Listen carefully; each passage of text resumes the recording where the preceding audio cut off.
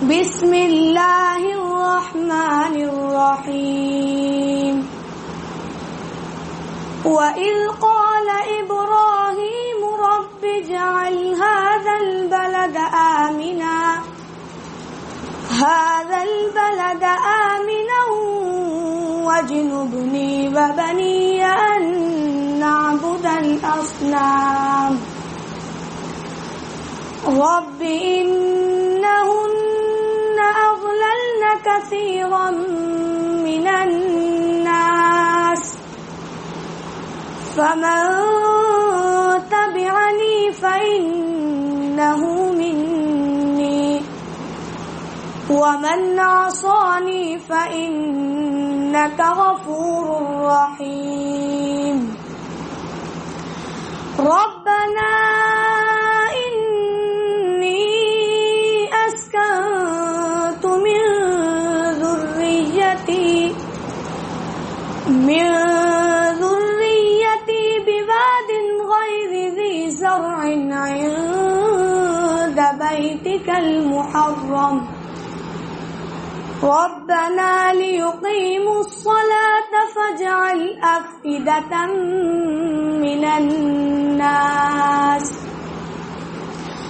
مِّنَ النَّاسِ تَهْوِي إِلَيْهِمْ وَارْزُقْهُم مِّنَ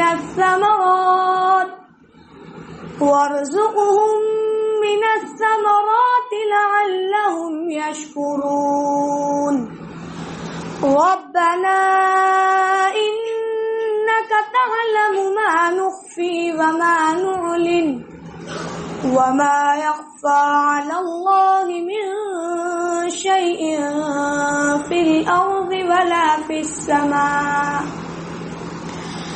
الْحَمْدُ لِلَّهِ الَّذِي وَهَبَ لِي عَلَى الْكِبَرِ إِسْمَاعِيلَ وَإِسْحَاقَ إِنَّ رَبِّي لَسَمِيعُ الدُّعَاءِ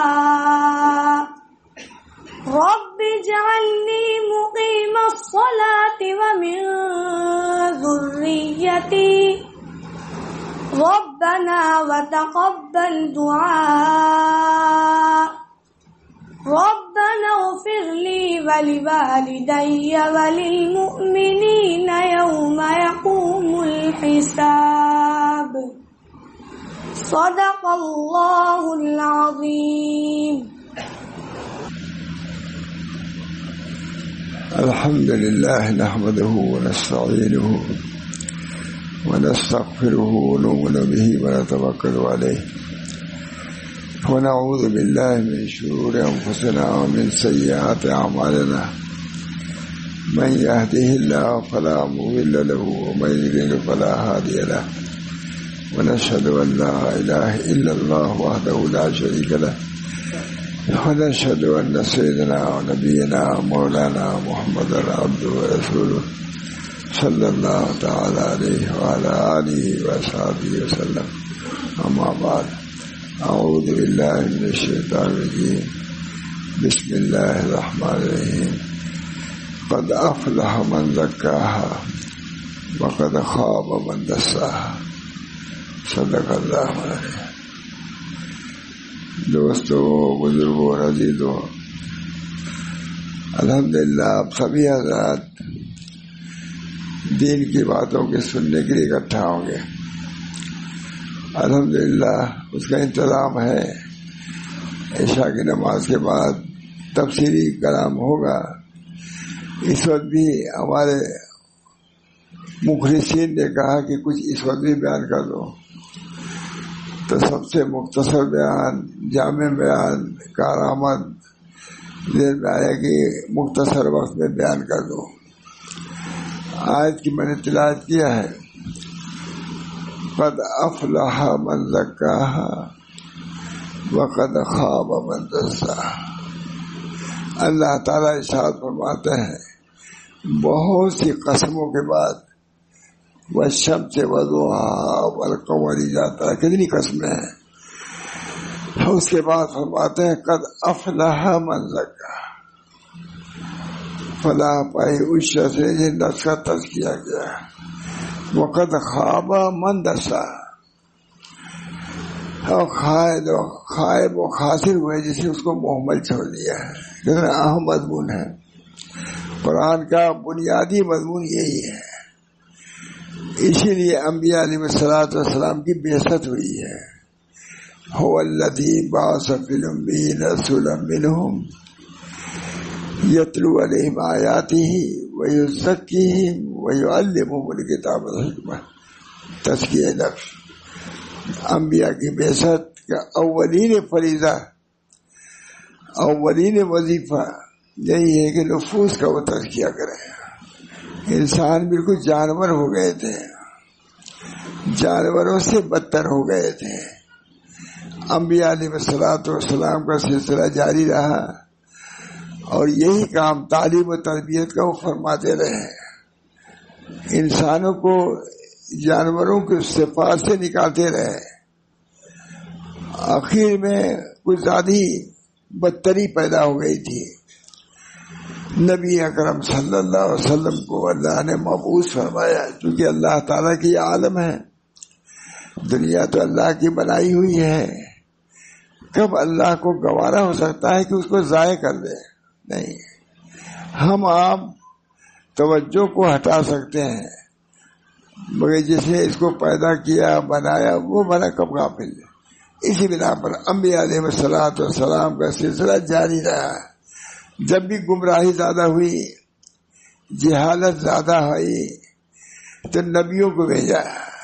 اس میں اولو العزم پیغمبر سب جانتے ہیں. ابراہیم علیہ الصلوۃ والسلام. بت پرستی میں عام ابتلا ہو گیا تھا. خود حضرت ابراہیم علیہ السلام کے والد محترم بھی اس کے شکار ہو چکے تھے. اور کس کو کہا جائے. خود نبی اکرم صلی اللہ علیہ وسلم کے خاندان میں بت پرستی آ گئی تھی. ابو جہل وغیرہ بت پرستی جو تھے سب چچا تھے. تو یہ سلسلہ بھی جس طرح گمراہی کا سلسلہ لوگوں نے جاری کیا، نبی اکرم صلی اللہ علیہ وسلم کا سلسلہ اللہ نے جاری کیا، انبیاء کا سلسلہ جاری کیا، تاکہ اس کی توڑ کیا کرے. وہ تو آئے گی اس چیز خدا کی مشیت ہے، اس میں بہت زیادہ غور خوض کرنے کی بھی ضرورت نہیں ہے. بس دو سلسلہ چلا دیا اللہ نے. اس کے لیے کچھ لوگوں کو منتخب، اس کے لیے کچھ لوگوں کو منتخب.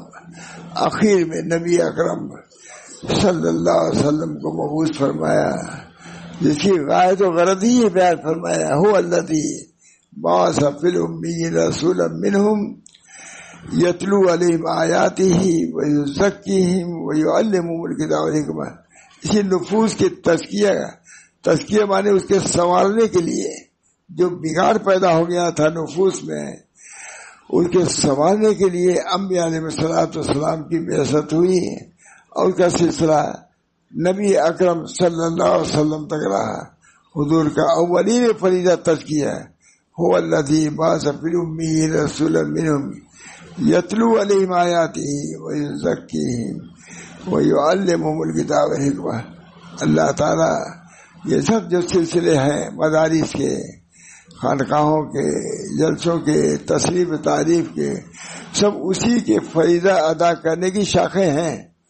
اب نبی تو آئے گا نہیں، لیکن نبی کی تعلیمات کو جاری کرنا، چاہے مدرسوں کے ذریعے سے ہو، چاہے تصریف تعلیم کے ذریعے سے ہو، چاہے جلسے جلوس کے ذریعے سے ہو، چاہے دعوت و تبلیغ کے ذریعے سے ہو، چاہے تصریف تعلیم کے ذریعے، سب مل کے کرے تب پورا کر لے. یہی بڑی بات ہے. جس کام کو نبی اکرم صلی اللہ علیہ وسلم نے اکیلے کیا، کتنی جماعتیں ملی ہوئی تبھی پورا نہیں کر پا رہی ہیں. تو حضور اقدس صلی اللہ علیہ وسلم کے کمال کو کہاں تلائے. لیکن سب کا حاصل یہ ہے کہ اللہ تعالیٰ نے انبیاء علیہ الصلوۃ والسلام کو جو مبعوث فرمایا تاکہ امت میں جو بگاڑ پیدا ہو رہا ہے، حیوانیت آ رہی ہے، شیطانیت بچ کے آ رہی ہے، اس کے دور کرنے کے لیے انبیاء علیہ الصلوۃ والسلام تشریف لائے. موسیٰ علیہ السلام کے زمانے میں کتنا بگاڑ تھا. ابراہیم علیہ السلام میں بت پرستی عام تھی، باپ ان کے بت پرست تھے. مگر یہ اللہ کی مشیت ہے، تکوینی امور ہے، اس میں بہت زیادہ غور بھی نہیں کرنا چاہیے. بس جو ہے اس کو سنو اور اس کو تصدیق کرو کہ اللہ کی مصلحت. آخر میں نبی اکرم صلی اللہ علیہ وسلم تشریف لائے جبکہ بگاڑ کی حد ہو چکی تھی. علماء نے لکھا ہے ہے کہ انبیاء علیہ الصلوۃ سے پہلے جو زمانہ گزرتا ہے اس کو دور جاہلیت کہا جاتا ہے. اور خود علی نے لکھا ہے کہ حضور صلی اللہ علیہ وسلم کے زمانے میں جو دور جاہلیت تھا اس تمام جاہلیوں سے بڑھ کے تھا. جبکہ حضور کی ہدایت سب سے بڑھ کے، تو حضور کے زمانے کی جاہلیت بھی جو پہلے تھی وہ سب سے بڑھ کے تھی، کیونکہ اس جاہلیت کو دور کرنے کے لیے غائب درجے کا ہدایت یافتہ، ہدایت کنندہ آدمی کی ضرورت تھی. وہ نبی اکرم صلی اللہ علیہ وسلم تشریف لائے اور آپ نے بگڑی ہوئی ایک فضا تھی اس کو درست کر دیا. توحید کی فضا اور اس کے حالات، اس کی کیفیات کو عام و تام فرما دیا توحید. تو نبی اکرم صلی اللہ علیہ وسلم کا بہت بڑا کام توحید کی اشاعت، توحید کی تعلیم، اس کی ترویج، جبکہ بہت ہی مخالفت ہوئی. انبیاء علیہ السلام کی سبھی کی مخالفت ہوئی، مگر نبی اکرم صلی اللہ علیہ وسلم کی سب سے زیادہ ابو جہل سے ساتھ آ گئے. ابو طالب عقید مسلمان نہیں ہوئے، طرح طرح کی پریشانیاں تھیں، لیکن اس زمانے میں بھی اس چیز کو باقی رکھنے کے لیے نبی اکرم صلی اللہ علیہ وسلم نے ہمت کی، صحابہ کرام نے ہمت کی، اور الحمدللہ وہ سلسلہ چلا آ رہا ہے. یہ اسی محنت کا یہ نتیجہ ہے. اسی محنت کے سلے میں یہ مدارس ہیں، اسی محنت کے سلسلے میں تصنیف و تعریف ہے، اسی محنت کا ایک جز کیا ہے وعظ و نصیحت ہے. یہ تصنیف و تعریف سب اس کو مل کر کے کر لے پورا، تو یہی بڑی بات ہے. سب لگے ہوئے ہیں. اللہ تعالیٰ ہم سب لوگوں کو خلوص سے لگنے کی کوشش توفیق مرمت ہے. اخلاق کام تو وہی ہے جو انبیاء سے چلا تھا، کام وہی ہے اور کر رہے ہیں. جس کو جتنے بساط میں ہے کر رہے ہیں، کرنا ہی چاہیے. اپنی سعادت سمجھنا چاہیے کہ اس کام میں کوئی لگے. سب سے بڑا سعادت مند آدمی وہی ہے جو قرآن کو پڑھتا ہے کہ نہیں. سب سے بڑی بات اس بنا پر قرآن کا پڑھنا پڑھانا یہ تعلیم و تبلیغی تو ہے. اس بنا پر یہ ہمارے مدارس، ہمارے مکاتب، ہمارے علماء جو کام کر رہے ہیں ان کو بھی سمجھنا چاہیے کہ بہت اہمیت کا کام ہے. اس کے اہمیت کے تحت مد نظر رکھتے ہوئے، بھائی ایک ہے راستہ چل رہے ہیں، کسی کہیے بھائی ٹھوکر ووکر ہے دیکھا بچ کے جانا، تو کیسے جاتا ہے؟ ایک سڑک پر جانا ہے. یہ حالات بھی ایسے ہیں ٹھوکروں کے، نشے و فراز کا زمانہ ہے. راستہ ہموار نہیں ہے. اس میں ہم کو آپ کو کام کرنا ہے. خود پہلے تو یہی صحیح کرنی ہے کہ اللہ تعالیٰ ہم کو اس طریق پر باقی رکھے، ہم خود اس طریق پر قائم و دائم رہیں. جو طریق نبی صلی اللہ علیہ وسلم چھوڑ کے گئے، جن پر صحابہ کرام کو چھوڑ کے گئے، جن پر تابعین کو چھوڑ کے گئے صحابہ نے، اسی طریق پر ہم چلیں گے میرے دوستو. انشاءاللہ اللہ تک پہنچیں گے، اللہ تک پہنچیں گے. اگر اس طریقے میں خلل واقع ہوا، اس سے ہم منتشر ہوئے، منحرف ہوئے، پھر پہنچنا آسان نہیں رہے گا. اس بنا پہ اس زمانے میں بھی پوری کوشش ہونی چاہیے کہ نبی اکرم صلی اللہ علیہ وسلم جو طریقے واضح چھوڑ کے تشریف لے گئے ہیں، اس طریق پر جن پر صحابہ کرام چلے ہیں، تابعین چلے ہیں، ان پر چلنے کی ہم کو کوشش کرنا چاہیے. تمام انبیاء علیہ السلام کی پوری کوشش یہ رہی ہے کہ انسان جو جانور بنا ہوا ہے، بلکہ جانوروں سے بھی بدتر ہے، اس کو ہم کو انسانیت سکھانا ہے. انبیاء علیہ السلام اس لیے تشریف لائے. خود نبی اکرم صلی اللہ علیہ وسلم تشریف لائے تو لوگ یوں کھول کر کے بیٹھتے تھے، فخریہ جانگ چھوڑ کے. میں نے وہاں شاہ رسول اللہ صاحب سے سنا کہ جاہلیت کا یہ اندازہ تھا کہ بالکل ان کو سطر کا بھی خیال نہیں رہتا تھا، اتنے جاہل ہو چکے تھے. عرب کے لوگ، قریش کے لوگ ایسے بیٹھتے تھے، جو کھول کر کے ران کھول کر کے بیٹھتے تھے اور میدانوں میں اس کے سڑکوں کے کنارے بیٹھتے تھے. ایسی حالت میں آ کر کے نبی اکرم صلی اللہ علیہ وسلم نے کام کیا. جبکہ شرم و حیا ختم تھی، ظلم و ستم عام تھا، جبر و زبردستی عام تھی، اس صورت میں نبی اکرم صلی اللہ علیہ وسلم تشریف لائے اور انہوں نے کام کیا اور کامیاب ہوئے.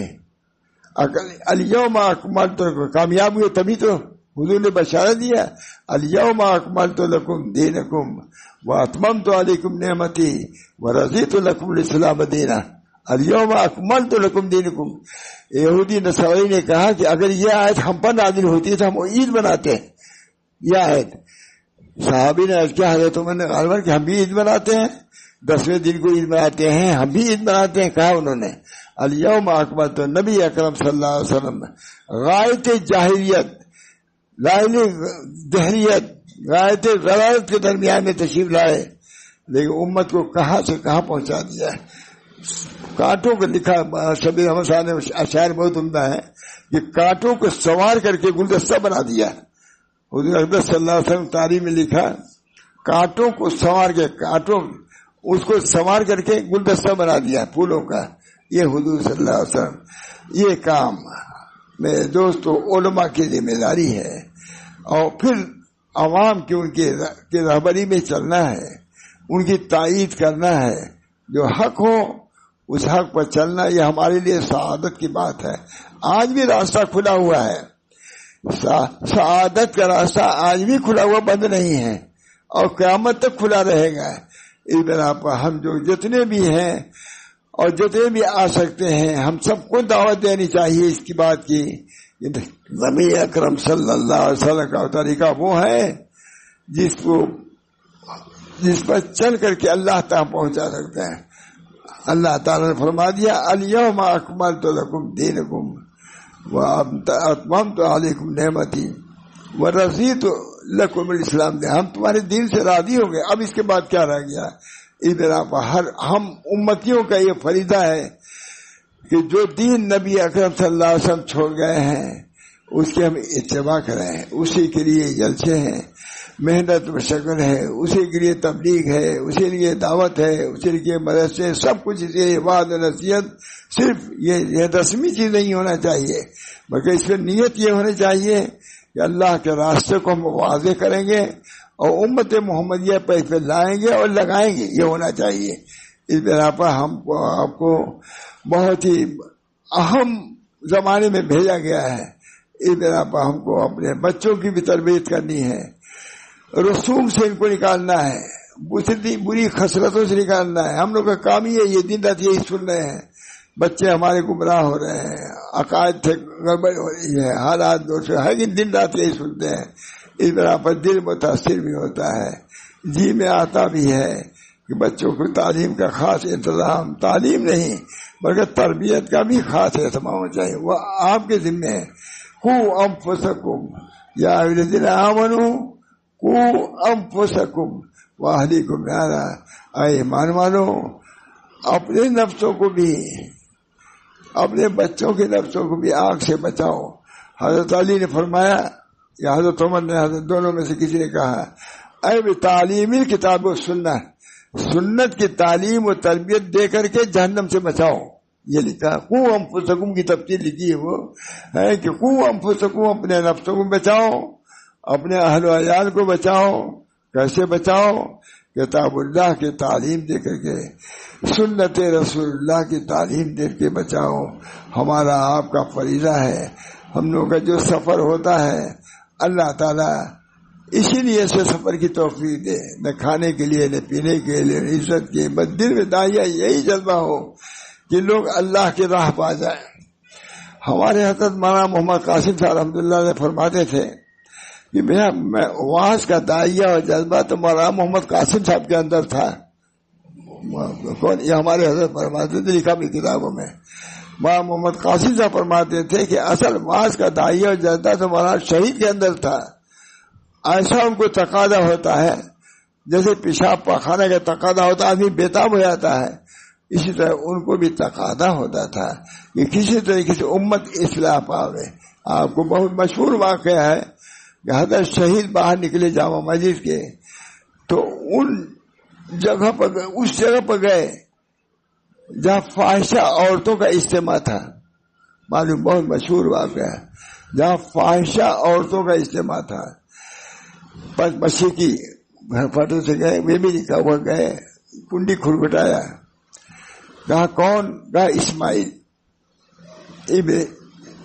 وہ سب جانتی تھی, عورتیں تھی آزاد, یہ جانتی تھی کہ وہاں شاہ ولی اللہ صاحب کا پوتا ہے.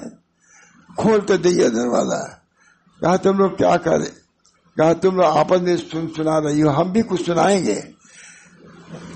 کہا اچھا سنانے کی جگہ یہ سنائیے. ابھی رومال بچھایا